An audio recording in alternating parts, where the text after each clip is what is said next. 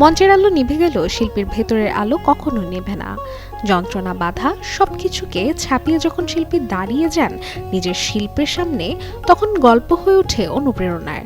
ঠিক তেমনই এক দৃঢ়তার গল্প নিয়ে বড় পর্দায় ফিরছেন অনন্যা চট্টোপাধ্যায় তার সিনেমা ফুলপিসি ও এডওয়ার্ডে।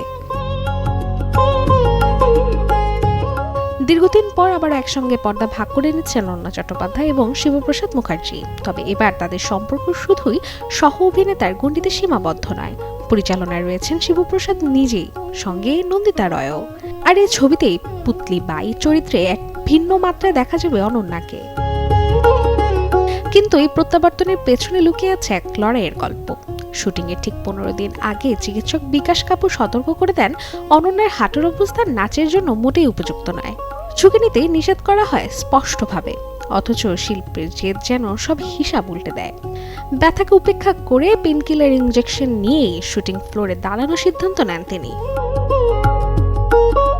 ফুলপিসি ও এডওয়ার্ডস ছবিতে আর অভিনয় করেছেন রাইমা সেন, কণিকা ব্যানার্জি, সোহিনী সেনগুপ্ত এবং রজতাভ দত্ত সহ এক ঝাঁক তারকারা।